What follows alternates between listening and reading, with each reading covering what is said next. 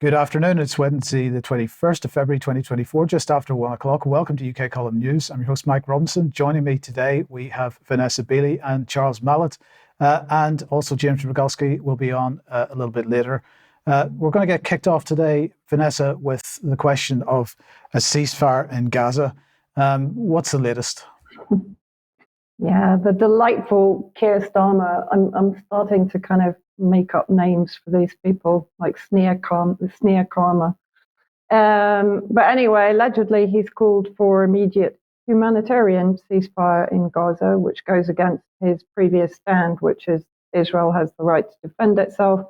And if we can just move on, I can just have a look at what Labour has now called for an immediate humanitarian ceasefire in Gaza for the first time in an attempt to head off what threatens to be the biggest rebellion against Keir Starmer since he became party leader. So nothing political about this decision at all, sarcasm intended.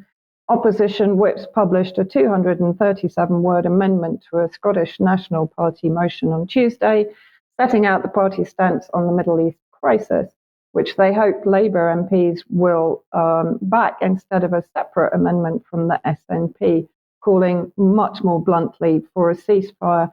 A Labour Party spokesperson has made the following comments to various media outlets, including the BBC. So he's reiterating the amendment calls for an immediate humanitarian ceasefire, whereas in reality the SNP is calling for a ceasefire. Humanitarian ceasefire to me means a pause in hostilities, which will not be respected as it hasn't been historically by Israel, and will then allow Israel to continue with the genocide immediately after. The focus on the need for Israeli hostages to be released and returned quite extraordinary, considering that there's an estimated 5,000 to 6,000 Palestinian hostages that have been taken both in the West Bank and from Gaza since October the 7th, of course, not mentioned. This is from Robert Peston, the ITV political editor. He understands this was about 10 hours ago. Keir Starmer will order his MPs to vote against the SNP's motion calling for a Gaza ceasefire. Because he hates the SNP's charge that Israel is engaging in the collective punishment of Palestinians, despite the fact that the ICJ has deemed it a plausible genocide. Starmer is still not admitting that. He knows many of his MPs will rebel against this three-line whip. The stakes will be highest for members of his front bench team because they would be sacked if they vote in opposition to his instructions. So it's a gamble. From Keir Starmer. It's certainly not a genuine desire to end hostilities against the Palestinians. And then bearing in mind the focus on the Israeli hostages, Israeli Finance Minister Smotrich sparks outrage after saying returning Gaza hostages is not the most important thing. And we know that a number of hostages have been killed by the Zionist hostility and bombardment of Gaza.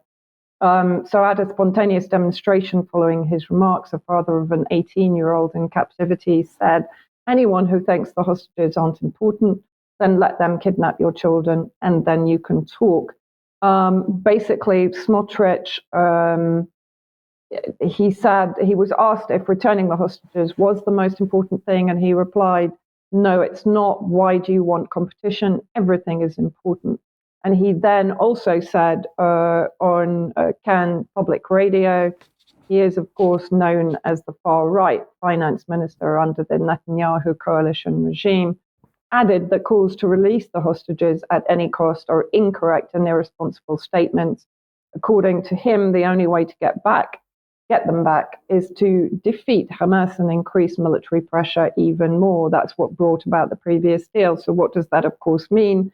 That's effectively a green light for increased bombardment and ground invasion of Rafah in the far south of Gaza. That's supposedly the safe area and the last remaining safe area that has been bombed heavily for at least a week now.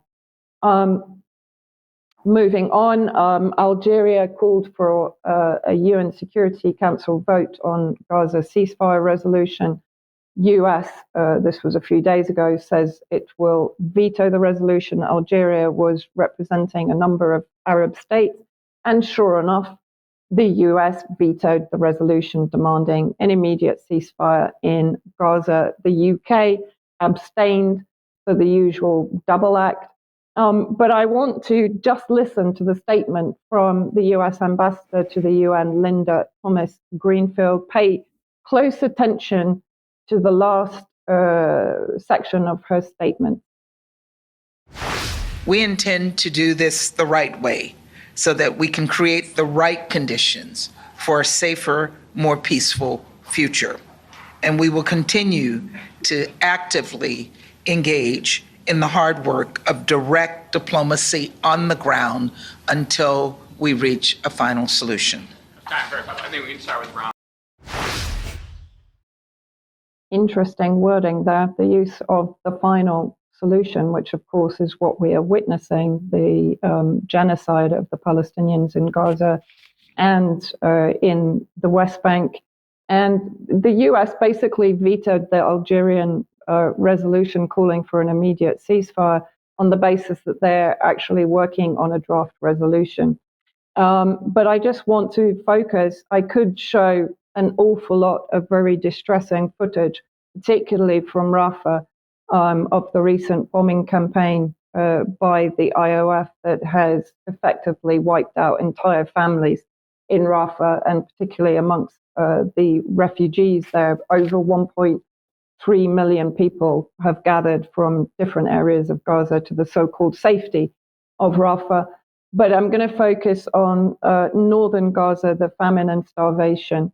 And this video is from a journalist in the north who's covering events there. And of course, the IOF has basically been sniping civilians that are trying to reach the meager supplies of flour and humanitarian aid that is literally trickling into the north, that is really suffering famine conditions now. And there are reports that the IOF has effectively created a road cutting northern Gaza from southern Gaza, which will be occupied by the IOF forces. So effectively, there will be no escape from the south to the north and no escape from the north to the south from here on in. So this is a journalist in northern Gaza talking about conditions there. منذ أيام وأنا أبحث عن وجبة طعام واحدة ولا نجد، وهناك مئات الآلاف من المواطنين لا يستطيعون الحصول على طعام أو شراب أو أي مقومات للحياة. نحن في المرحلة الأشد والأصعب على أبناء شعبنا هنا في شمال غزة. الاحتلال يتعمد ذلك ويتعمد تجويع المواطنين هنا في شمال غزة ويتعمد منع دخول المساعدات والمواد الإغاثية والإنسانية. نحن الآن في كارثة والأمر يشتد الآن علينا، يشتد بشكل كبير. لا نستطيع أن نجد ما نسد به جوعنا وجوع أطفالنا وجوع عائلاتنا. And in Rafah also, Egypt has basically not been opening the Egyptian Rafah border into Gaza to allow humanitarian aid in. And there is increasing starvation even in Gaza, Rafah itself. This is just a very quick video released today of people in Rafah trying to get bread from the supply.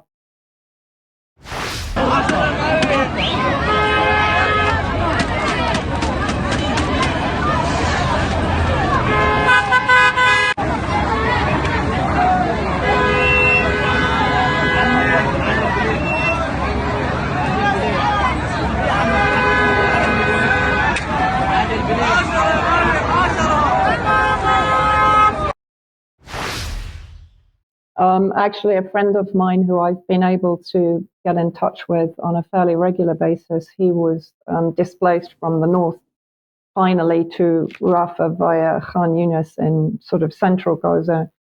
He told me that when you walk on the streets, you are literally walking among, as he describes it, the walking dead. He said they're like zombies, they're starving, they're terrified, they're traumatized. And of course, there is no medical care now in Rafah. There's no actual hospitals. There's only a sort of a very basic medical center. The other main hospitals have been destroyed or taken over by the IOF.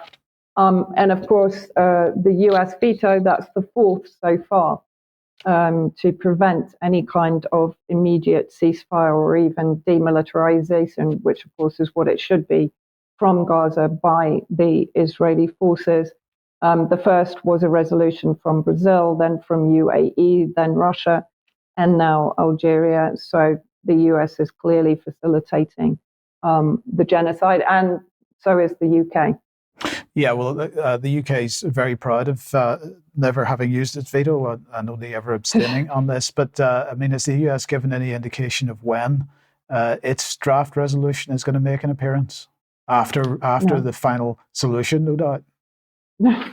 No. And of course, ongoing with the potential shadow of a ceasefire, what does Israel do, as it always does and has done historically?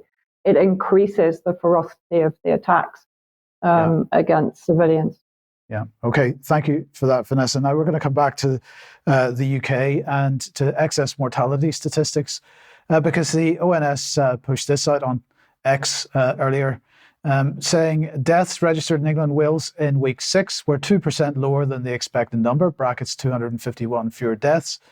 Find out more about our new method for estimating the number of excess deaths, replacing the use of 5-year averages.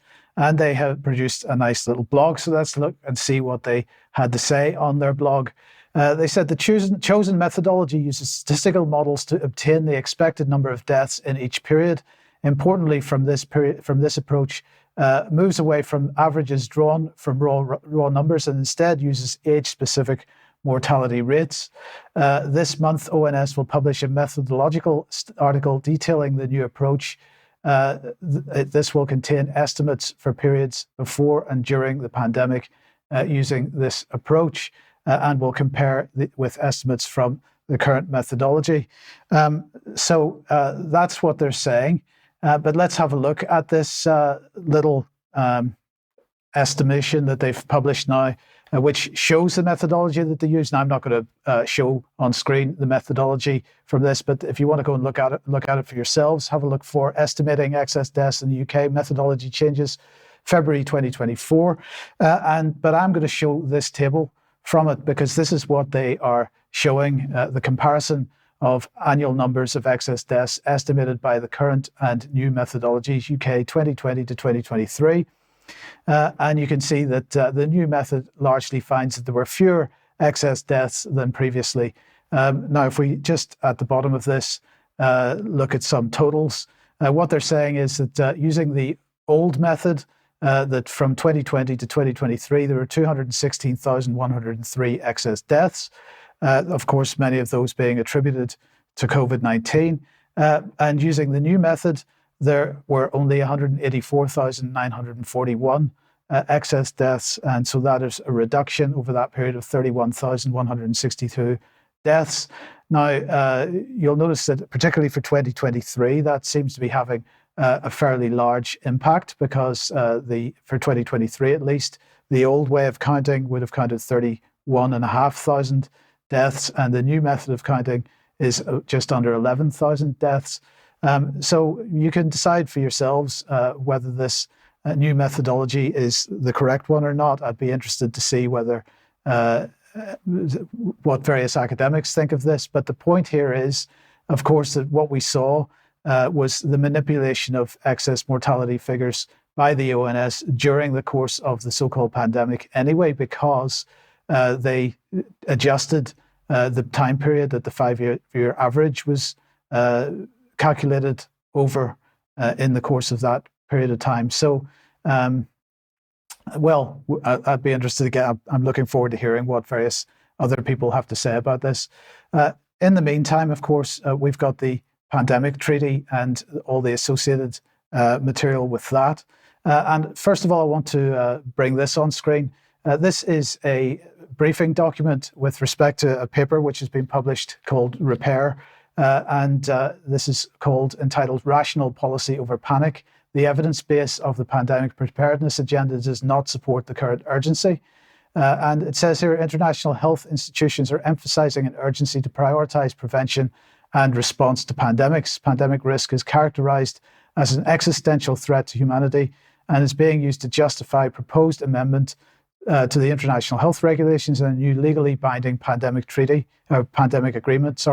This agenda is supported by unprecedented annual financial requests for over $10 billion in new overseas development assistance and over $26 billion in LMIC's investment, with over $10 billion additional for One Health interventions. The World Health Assembly will vote on the World Health Organization instruments in May, June 2024. So I'd like to welcome David Bell to the program, who's one of the authors of this report.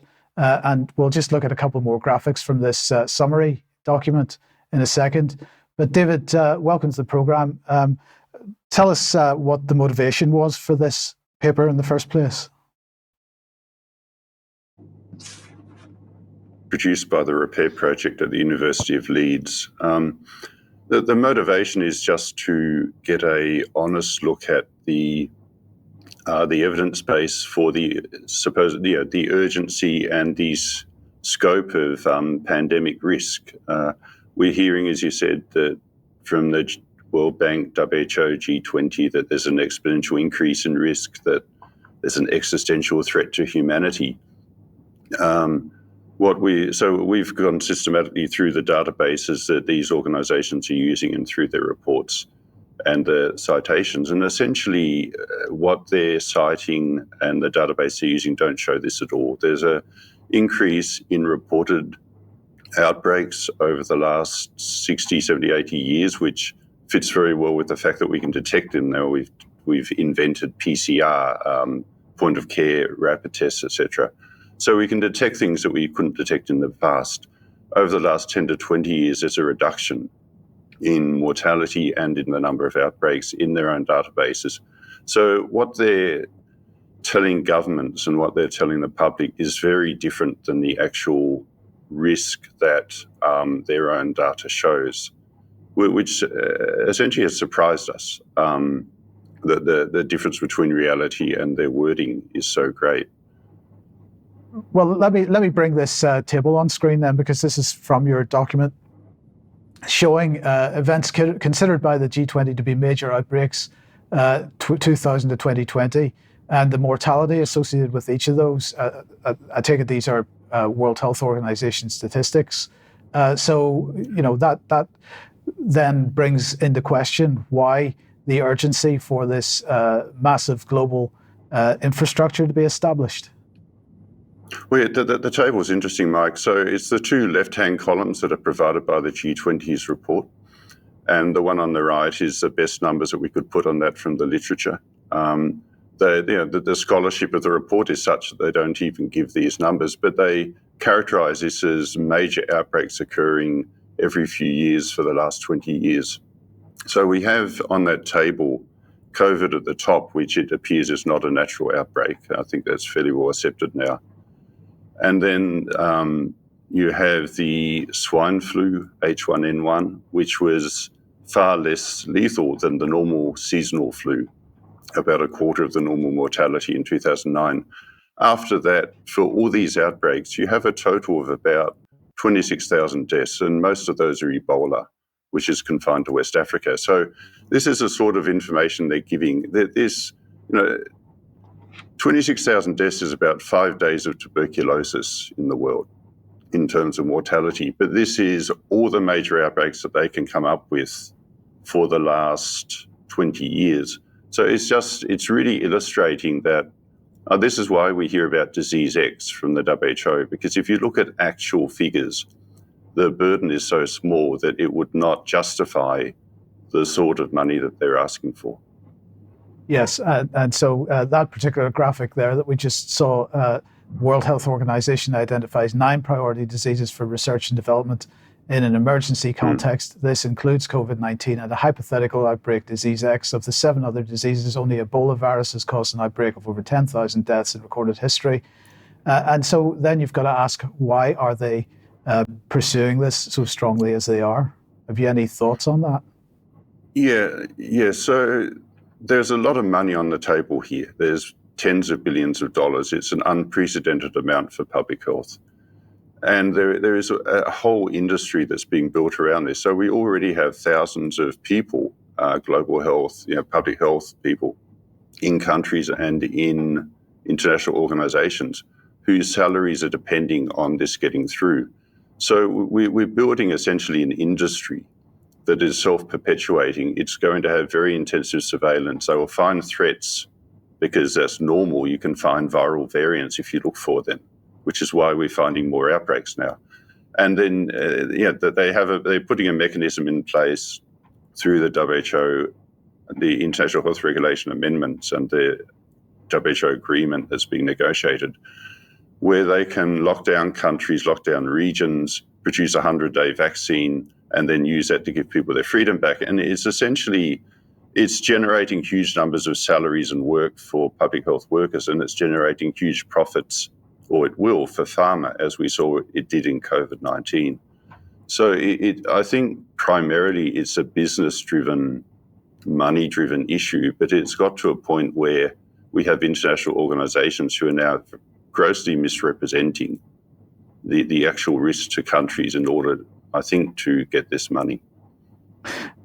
David, I'm going to say thank you very much for joining us today. And just to finish this off, I mean, where do people find the full report? And in fact, I mean, what would you like to see happen with that full report at this stage? Well, we would very much like countries, legislators, politicians, and so on to look at this and to read it objectively. It's the report it goes in detail through the reports of these organizations.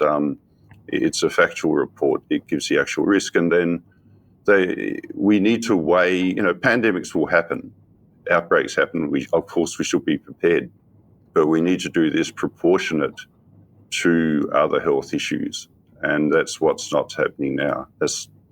So the report can be found at the University of Leeds. So I think we can put it on your website, hopefully, Mike, so that people can find the actual report. Yeah, we'll have that in the notes under this news. Okay, David, thank you very much for joining us. James, maybe I could just invite you to comment on this just for a few seconds. What are your thoughts on this type of report and the justification for what we're going to be talking about in more detail in a few minutes with you? With work on this, and the two reports have a similarity. If you don't like the data, change the data, and have a new method of estimating data. Have a lie that says that there's a problem when there isn't a problem. And this is what we're dealing around the world with, inability to access data. When I have come to look at this in my mind, whenever I hear officials talk about misinformation, it triggers in my head that what they're dealing with is people like UK Column or David or myself or everyone else presenting the missing information that they don't want people to see. And so, the facts are much different than they would like us to believe. And as long as they can hide them or manipulate them, they can attempt to change public opinion. And so, I will do everything in my power to spread the word on Dr. Bell's report. And it's going to actually mirror what I'm about to say with what we're talking about with the WHO. Read the original source documents, get down to the original data. Whenever you hear somebody say something, the definition of that is hearsay. If it's interesting, go down and dig for the actual core documents. And that's what I hope to talk about with what we had planned. Okay, thank you, James. Charles, let me welcome you to the program. And you're, of course, still in Africa. What's going on over there on the health front? Thanks very much, Mike, and good afternoon all. This follows David's segment rather neatly. Recently, I visited an African manufacturer of syringes called Revital, one of very few on the continent to have received WHO pre-qualification for an auto-disable syringe, essentially one that cannot be reused. Now, the Bill and Melinda Gates Foundation, surprise, surprise, put $4 million forward to make this happen. And I visited to better understand the apparent conspiracy between the pharmaceutical industry and its controlling influences to both create and solve a problem at the same time. So Revital in particular is described in its press release as one of 8 manufacturers who have this status, which is very difficult to achieve, and that it will cut down the response time for delivery of syringes throughout Africa. Again, they quote Violaine Mitchell, the director of immunization at the Bill and Melinda Gates Foundation, as saying that Revital is paving the way to expand local production of syringes, and also highlighted, she says that they're proud to support Revital's efforts to sustainably expand the supply of these syringes in Africa. We'll come back to the sustainability in a second. I've just got a couple of photographs of the production line of a facility that runs 24 hours round the clock and produces many, many different types of syringes. But as you will have seen in the Gates grant form, they were initially to sort of bolster the COVID-19 vaccine effort and then to deal with what are being referred to as routine immunizations. Now, what do we mean by that? Well, of course, the situation has moved on, and now the focus is on malaria and the delivery of a malaria vaccine. So we have the Malaria Vaccine Implementation Programme, which says that as of October last year, the WHO now recommends, specifically highlighted there, the RTS/AS01 vaccine. Now, I've highlighted that for a reason, because it recurs throughout the literature. The WHO go on to describe it as being the first malaria vaccine to be recommended in October 21, and that it's reached nearly 2 million children. Sorry, slip of the tongue, but probably fair to say too many, in Ghana, Kenya, and Malawi since 2019. The WHO go on to talk about who develops and manufactures it. And this is where we begin to see what I'm referring to by way of a suggestion of a conspiracy. Of course, there is support here from the Bill and Melinda Gates Foundation, just as there was for the manufacturer of syringes. Side effects very much downplayed. They say there's an increased risk of febrile seizures, but that they will dissipate soon. And there's no other reference to any possible side effect. The African CDC has got very much behind it, and again highlighted is the specific vaccine here, RTS/AS01.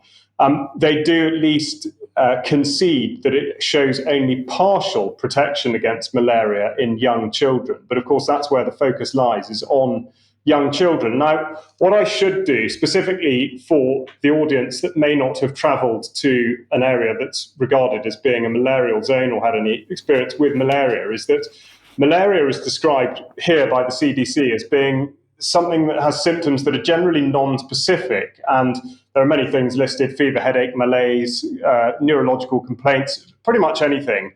And it finishes with the diagnosis of malaria should also be considered in any person with fever of unknown origin, regardless of travel history. Well, that's an absolutely enormously blank canvas, and very much those that have been in countries in belief in the emergency. It's very similar. And I would say, in terms of the medicine and the regard of the pharmaceutical industry, malaria is Africa's blind spot. And whilst COVID and uptake of the vaccines has been very low in Africa due to a massive skepticism, well-founded, in the pharmaceutical industry, malaria, of course, is used as a catch-all to describe illnesses of almost any kind. So with that in mind, it's easy to see how the suggestion of a vaccine for malaria could produce results that might not be found elsewhere. And again, just at the bottom of that slide there, again, the CDC suggesting that despite the fact these could be symptoms of anything, patients suspected of having malaria should be urgently evaluated. So we wind the clock back now to 2013 to see where the partnership between GlaxoSmithKline and the Bill and Melinda Gates Foundation started. And the text of that press release then refers again to the RTSS vaccine strain, specifically cited. So what we'll do now is we'll just have a quick look at, a listen to Ronique Vora, who I spoke to, the director of sales at Revital. And this is his take on how the cogs were within the pharmaceutical machine. I mean, Gates Foundation is not stupid to invest money in this organization. USAID is not stupid to invest money in this organization. There must be something that Revital is doing for them to be confident enough to give millions of dollars into Revital for further expansions. As long as, especially if you're proving to them. And all of these organizations at the end of the day are kind of linked to each other. Yes. Gates Foundation can call UNICEF in a jiffy and say, hey, how's Revital? What do you think about this? They can call FIND, they can call PAF, they can call IFC, EFC, they can call any of these guys and say, hey, we're looking at an investment, what do you think about this?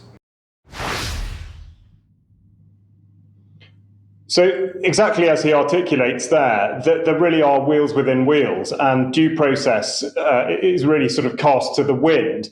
The other thing that I want to return back to is the idea of sustainability. I asked him very much about the waste that's produced from their products, which are, of course, exclusively made from oil-based plastics. And here from 2021, from the Journal of Waste Management and Research, is a bit of text saying that the estimate going back to 2021 that nearly 300,000 tons of medical waste every year is produced in Africa. And highlighted is the text that regular disposal of pharmaceutical waste into general waste has allowed streams of different medicines to enter landfill and aquatic environments in Africa. This has affected the quality of the surrounding land and water accessed by the residents and wildlife. Now, that's something that's just not talked about by those that would be the same people who are, of course, sponsoring such initiatives, very much banging the drum for climate and the environment, but at the same time, not in any way checking the businesses that they're sponsoring on the other side of the fence. On screen now is a photograph of the production facility. This is all the raw material plastic that will go into those syringes, and these are the molding machines that run 24/7 to produce these disposable plastics, for which there's no plan and there's absolutely no pressure on the industry to change the way in which they're producing. So it's very contradictory, and one might say, in fact, completely hypocritical, really. Now, I concluded by asking him what his sort of projections and predictions were for 2024-25. And this could be extrapolated probably across Africa, but he referred specifically to the government of Kenya, who are sending 100,000 healthcare professionals out to more remote communities in order to educate about health. I think we can see where that's going to go. Concurrent with that, Revital are going to put another 100,000 subcontracted employees into a similar role, but specifically to take testing equipment out to rural communities. And lo and behold, they will also be able to provide treatments for anything that may be identified by such tests. He was also very quick to point out that malaria and diabetes would be the priorities in terms of vaccine delivery for this year, not just within Kenya, but Africa as a whole. So it's a fascinating insight. And as I say, they really came across as being a naive but willing participant in this scheme, unaware really of exactly how they're being manipulated through funding in order to achieve a particular aim. Also worth noting that he himself was very much aware of the rush within which the COVID vaccines had been produced. He had several vaccine-injured friends. And so, I hope to be able to make the full audio recording available at some point. Yeah, thank you, Charles. Thank you for that. James, let's welcome you back to the program now at this point. And of course, you're here to talk about the latest developments with respect to the World Health Treaty and the IHR. But what are your thoughts on that? Well, the parallels are absolutely astonishing. The naive involvement in these plans, I think is universal. And so what I'm hoping to talk about, if you want me to just jump right into it, is what's going on now is the treaty, most people call the pandemic treaty. Negotiations are going on this week, next week, then they're going to take a 2-week break. They're going to come back for another 2 weeks.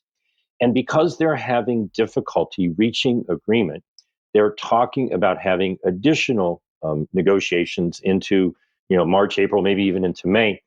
And I want to make sure people distinguish between the two separate tracks.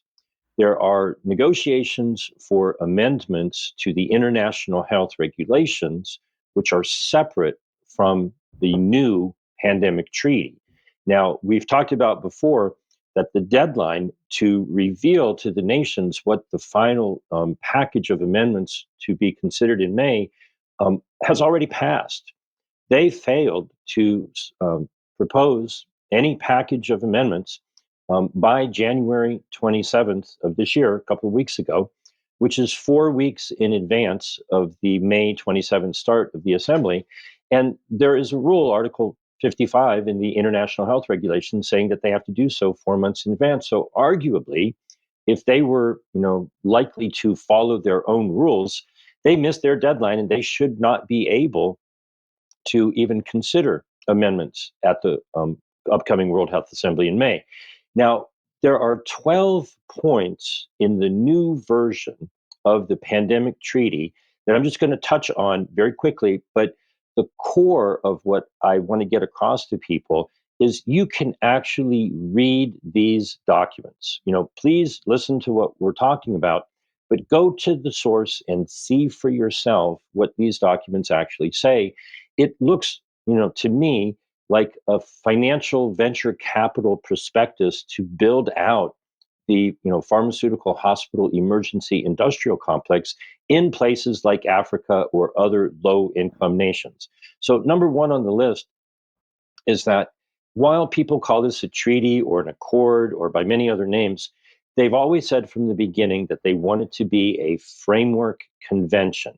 And that really matters because what that means is they can agree to anything, but what they're really agreeing to is in Chapter 3, which is an ongoing yearly meeting, a conference of the parties, very similar to the Framework Convention for Climate Change, where in 1992, all the nations signed on to a framework, but then year after year after year, that framework gets filled in with details that we, the people, don't have any input into.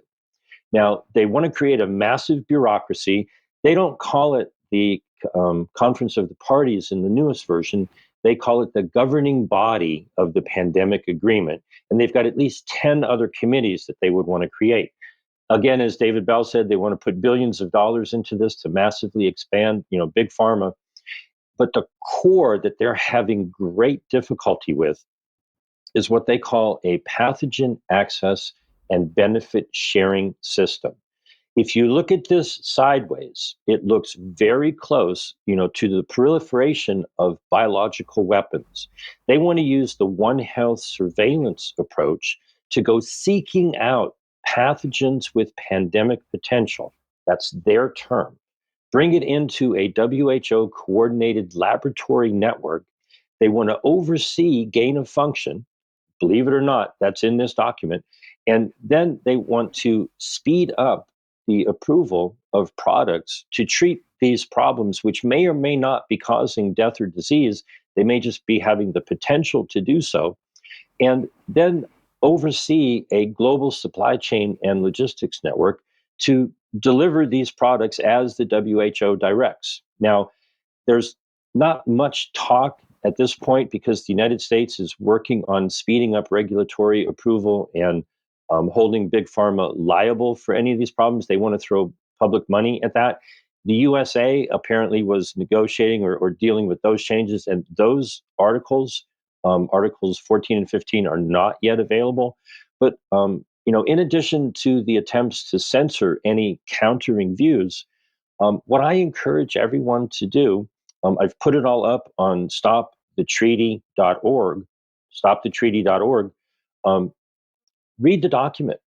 Be careful when you read Chapter 1, because you might end up getting diabetes because the language is so sickeningly sweet. It's just filled with propaganda. They figure people will start reading it, only read Chapter 1, think, hey, it sounds pretty good. The sleep-inducing meat of it in Chapter 2 if you read a chapter, an article a night, you won't need a sleeping pill or any kind of sedative for about a month and a half. But you really want to read chapter 3, because that's where they would set up this zombie bureaucracy that would meet year after year after year to decide how to disperse all of this money. And there's no audit trail. And I think the simplest point is Tedros recently said that he has the WHO has a 20,000 square meter distribution point in Dubai. Just think about how many soccer fields that might be, and imagine how much it would cost to get contracts to fill such a facility with pandemic-related products.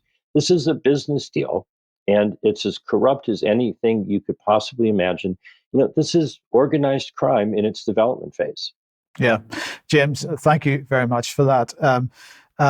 David, let me just bring you back to see if you've got any final comments on what we've covered since in the last couple of minutes.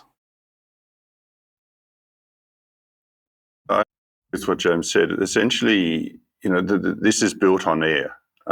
It's an industry. They're building a self-perpetuating mechanism which will absorb huge amounts of funding. It must find reasons for its existence in order to survive. So it will spread fear about exaggerated risk of outbreaks, and it will use that to sort of get more money, more funding, and keep this mechanism going. And it needs to be, there needs to be a pause, essentially. Countries need to stop. There's no reason whatsoever to have these instruments go forward, as James said, in May for a vote at the World Health Assembly. They're not ready. As we showed through the University of Leeds work, there's a lot of misrepresentation of data within these and justifying these. So everyone needs to step back. There's no rush in this. There's a huge opportunity cost because other diseases such as malaria, tuberculosis that kill very large numbers of people, diabetes, they will suffer in order to move money to these very small, very rare problems, which we're now building a whole industry around. Okay, brilliant. Thank you, David. Thank you, James. We need to move on now. Thank you very much for joining us today. Okay, if you like what the UK Column does, if you would like to support us, please head over to support.ukcolumn.org. There are options to help us there, and that would be very much appreciated. You could pick something up at the UK Column shop, but please share anything you find on the various platforms, especially ukcolumn.org, ukcolumnextracts.co.uk. Now, yesterday I was speaking to David Siegel on climate science, and if you haven't seen that discussion yet, please do go and have a look at that. And a quick reminder that on Sunday this week we'll be holding a symposium on midazolam entitled The Midazolam Murders, Exposing State-Sanctioned Involuntary Euthanasia. Join us for that if you possibly can. That will begin at 6 p.m. UK time on Sunday evening. And tomorrow, we don't have a graphic for it, but tomorrow at 1 p.m. there'll be a discussion with Brian and Diane Rasmussen-McCaddy, one of the Gutsy Women series. Do join at 1 p.m. for that as well. Now back to you, Vanessa, and the United Nations, this is quite a dark topic, I suspect. Yeah, this is a new report that has just been published by UN experts that include Francesca Albanese, who's been very much vilified by Israel for speaking out strongly against the genocide of Palestinians throughout the Palestinian territories, including Gaza. UN experts are appalled by reported human rights violations against Palestinian women and girls. And if we can just have a look at a section of the report, they have been arbitrarily executed in Gaza, often together with family members, including their children, according to information received. We are shocked by reports of the deliberate targeting and extrajudicial killing of Palestinian women and children in places where they sought refuge or while fleeing. Some of them were reportedly holding white pieces of cloth when they were killed by the army or affiliated forces. They expressed serious concern about the arbitrary detention of hundreds of Palestinian women and girls, including human rights defenders, journalists, and humanitarian workers in Gaza and the West Bank since 7th of October, when we were talking about hostages previously. It's fine, we can move on to the image, Mike. So this is an image of Hadil, the mother, and her child, Imad. I do warn people that the section of video that we're going to show is distressing. I would say that the mother, Hadil, did not survive the sniping by IOF forces as they were trying to flee Gaza City. Her son, her little boy, Imad, was injured, and you will see that he was rescued, and so far he has survived the Israeli ravages. So I do warn, this is distressing. Thank you, Mike.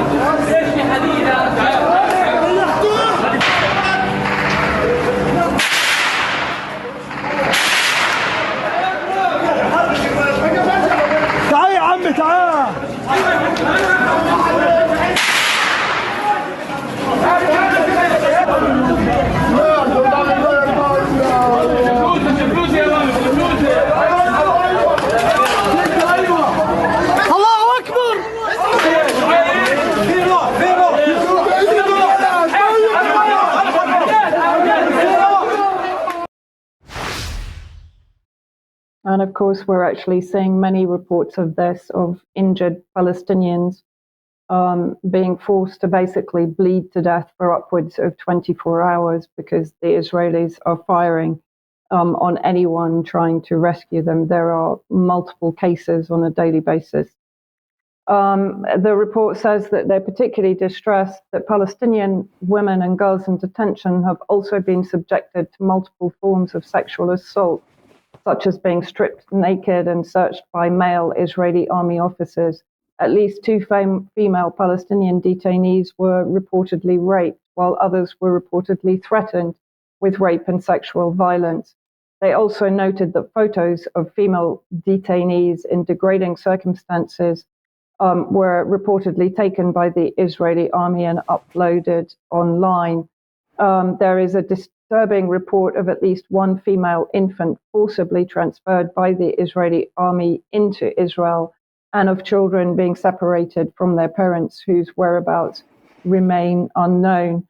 So the first video is actually one of the female detainees from Gaza who was returned to Gaza, speaking about what happened to them.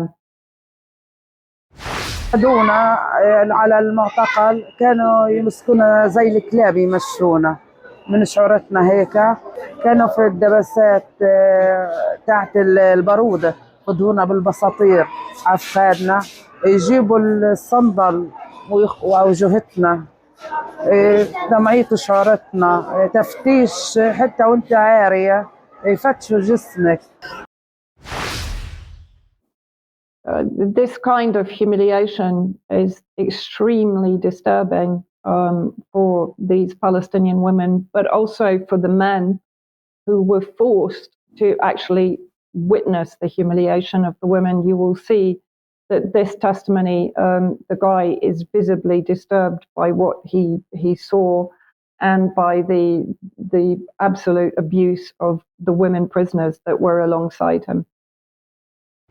هذا تفاصيله لا كان من ضمن الاسيرات اللي معنا اسيرتين مرقوهن علينا داخل القسم او داخل المعتقل اللي احنا كنا فيه اللي هو خيام عاريات لا يوجد عليهم سوى الاواعي الداخليه.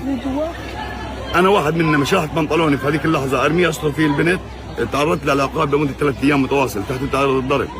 واحده من الاسيرات بعد ما طلعت من عند المخابرات او من تحت التحقيق مرقت شعرها طويل، طلعت شعرها مقصوص، فيش لها شعر.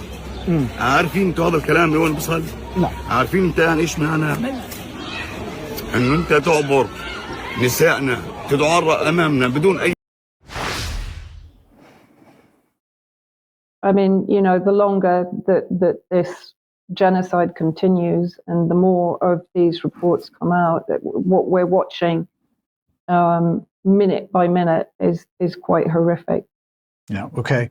Thank you for that, Vanessa. Charles, let's come back to you and move back to Africa and Addis Ababa, the African Union Summit taking place. That's right, Mike. The annual summit has just concluded in Ethiopia, the African Union, which gives us the chance to evaluate the suggestion that multipolarity may challenge the world order. If so, how and to what end? So we just look at, as a reminder, Agenda 23, which is supposed to be the driving force behind the direction of the African Union at the moment, highlighted text suggesting that it's focused on decolonization, and that Agenda 2063 is built on existing African frameworks, programs and declarations, consultations with a broad spectrum of African stakeholders. Indeed, that is the case. We see here a tweet from the African Union Education Programme saying that the theme for the year is education in Africa. But already there's mention of the UN Sustainable Development Goals, reference to SDG 4 targets. So we see exactly what sort of meddling is there in this apparent era of decolonization. And we've got the UN Conference on Trade and Development urging governments to create widespread adoption of digital technologies. The AU themselves talk about the implementation of the 2030 agenda and Agenda 2063. So huge overlay there. And indeed, from the AU website, a slide showing that there is a linking of Agenda 2063 and the SDGs. So there was quite a lot of text in background before the summit started, and I thought of particular interest was the statement on the UNESCO website with particular regard to education. They stated that the official launch was on February 17th in Addis, and it will be preceded by a pre-launch event. The pre-launch event will bring together many different entities, the chairperson of the AU, of the African Union Commission, but also notably UN agencies such as UNECA, UNESCO, UNICEF, the World Food Programme, and partner institutions, including NGOs such as the Bill and Melinda Gates Foundation and the Global Programme for Education. So Africa not really forging the path of independence that it might be suggesting it is. So just digging deeper into the education piece, we look at what's referred to as CSA, which is the Continental Education Strategy for Africa. And again here, tied into Sustainable Development Goal 4, which of course is owned by the United Nations and not the African Union. This comes from the AU Digital Education Strategy and Implementation Plan from September 2022.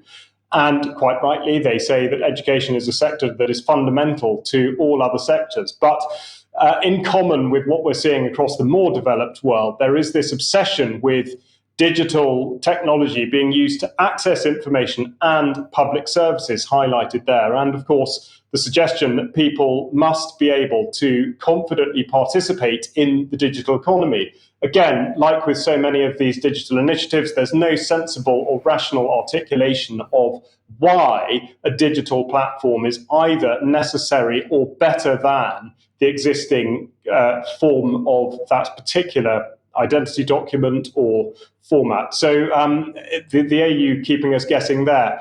But what they do go on to refer back to, again, exactly like in the developed world, is that digital education is vital for recovery and resilience in post-COVID-19 Africa. Essentially, we wouldn't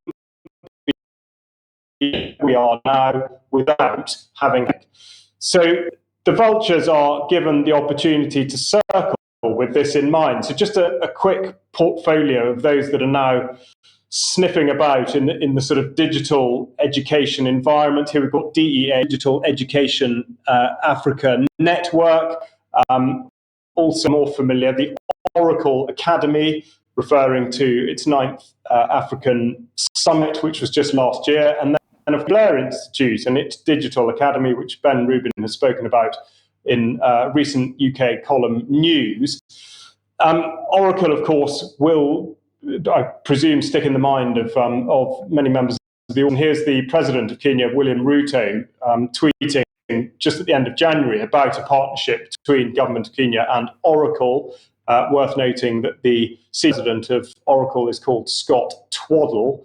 Ruto goes on to suggest that this underscores Oracle's commitment to aimed at driving the digital transformation of government, public institutions, business startups. But of course, what he fails to do, again, is explain why that's necessary, especially in a country that has such limited resources and indeed access to the very digital services that people are supposed to be able to utilize.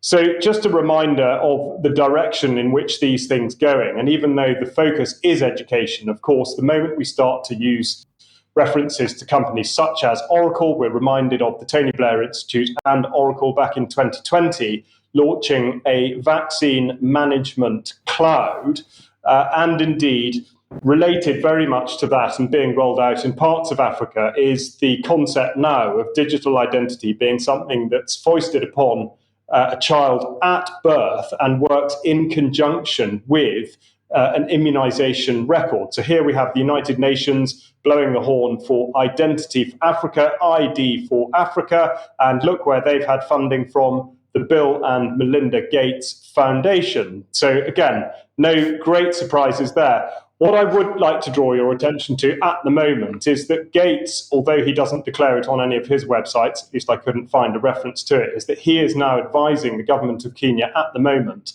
on the rollout of their digital provision for identity, which they're calling Maisha Namba, which essentially is roughly translates as a number for life. That's a progression from what was Huduma Namba, which was a service number. But they've had trouble all the way with this in terms of their use of data. And so it's worth noting that the High Court in Kenya, reported here on biometricupdate.com, cites the obstacle in the path raised by the High Court, saying that the lack of a data protection impact assessment has scuttled the Kenya government's rollout of the Maisha Number National Digital ID project, with the country's High Court ruling it must pause. The court intervention is a repeat of a decision that ultimately marked the beginning of the end of the digital ID scheme's predecessor, Huduma Number. And they go on, the implementation of the associated chip-bearing physical identity card, digital ID, unique personal identifier, and the National Master Population Register must all halt until the project is compliant with Kenya's Data Protection Act. Now, I strongly suspect, like you do, that that obstacle will be cleared before a huge amount more time elapses. But nonetheless, notable that the court has actually stood up and said something to at least check the progress of this rolling out. So again, to go back to the question I posed at the beginning about multipolarity and indeed whether we do see it, I would say from what we've just been through that in actual fact we're seeing really a neo-colonization and a new scramble for Africa, but particularly for digital Africa, and that in fact all routes really lead to the same place, and that the sense that there is any degree of multipolarity for any benefit to anybody is a highly questionable point of view. Charles, thank you very much for that. Now, in James Roguski's 12 Reasons to Stop the Treaty, number 12 is censorship. So let's just talk about censorship to finish off the programme today. Of course, we'll start off with Julian Assange and his court case going on yesterday. It's continuing today. Yesterday, defence lawyers were arguing that there's no evidence anyone had been harmed as a result of what WikiLeaks had done. They cited some case law talking about or suggesting that prosecuting a journalist for doing what he did was unprecedented and so on. But they were focusing quite, this is, by the way, on screen at the moment is some of the people that were there this morning or yesterday. I think this was yesterday. But let's just have a look at some of the comments from the defence, because they were making the point that the previous judges in the previous hearings had been talking about domestic legislation with respect to whether Assange should be extradited to the United States or not. And they were saying that they were citing the Extradition Act, which says that a person's extradition to a Category 2 category is barred by reason of extraneous considerations if and only if it appears that And it talks about political opinions. It talks about things like race, religion, and sexual orientation, and things like this as well. But it refers to political opinions. It doesn't refer to political offences as such, which is what he is being accused of. And it also goes on to talk about if he might be prejudiced at his trial or punished, detained, or restricted in his personal liberty by reason of his political opinions. But they were making the point yesterday that the previous judges were relying on this domestic legislation when they should have been relying on the extradition treaty, which says very clearly that extradition shall not be granted if the offence for which extradition is requested is a political offence. And this is the extradition treaty between the government of the United Kingdom of Great Britain, Northern Ireland, and the government of the United States of America.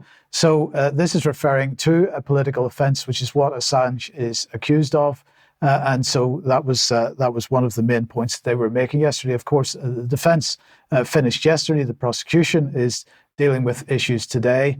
But Redacted carried this article yesterday saying Julian Assange judge previously acted for MI6, and they're making the point that the judge in this case had represented the Secret Intelligence Service and the Ministry of Defence in the past. This is Judge Jeremy Johnson, and also specially vetted barrister. So we may consider that to be a massive conflict of interest, but we will wait and see what happens with Assange later. Now, moving on, then, of course, Ofcom has been active, and they've decided that they want to bring an investigation into GB News for their programme, The People's Forum, the Prime Minister. They said that they've received around 500 complaints about the programme, which aired on the 12th of February 2024. They went on to say, we're investigating under Rules 5.11 and 5.12 of the Broadcasting Code, which provide additional due impartiality requirements for programmes dealing with matters of political controversy and major matters relating to current public policy. And they went on to say that specifically Rules 5.11 and 5.12 require that an appropriate wide range of significant views must be included and given due weight in such programmes or in clearly linked and timely programmes. Now, of course, the GB News is making the point that they had a studio audience there. They didn't vet the questions that were going to be asked. But the question is this really about not having a range of significant views, or is this some kind of retaliation for something which may have happened on the programme? Let's just remind ourselves, because I'm sure most people have seen this, but just remind ourselves of what did happen on the programme. Hi, Rishi Sunak. I've got so much to say, but such little time. My name is John Watt, and I'm one of the COVID vaccine injured in this country. I want you to look into my eyes, Rishi Sunak, and I want you to look at the pain, the trauma, and the regret I have in my eyes. We have been left with no help at all. Not only am I in here that's vaccine injured, there's another man over there whose life's been ruined by that COVID-19 vaccine. I know people who have lost legs, amputations. I know people with heart conditions like myself, Rishi Sunak.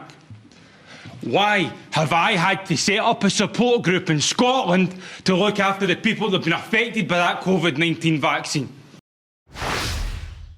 So again, I'm sure people will make up their own minds about what the real problem with that programme was. And then finally, just to end with this, because the UK has announced the new UK-Australia Cooperation in Online Safety and Security Memorandum of Understanding. This is all about making sure that we deal with disinformation and misinformation appropriately. Let's just have a look at a little bit of the text. Both participants, that's the UK and Australia, will share best practice and deepen collaboration on countering misinformation and disinformation, which they say is a threat to our democracies and social cohesion.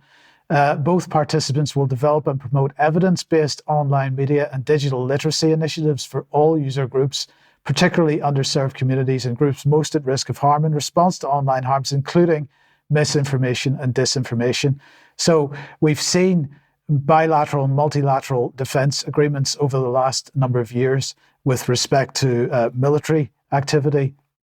We're starting to see similar deals being done between nations with respect to misinformation and disinformation, so-called, because governments becoming increasingly concerned about the truth getting out. So that is another thing we've got to keep an eye on as they build this censorship or disinformation industrial complex.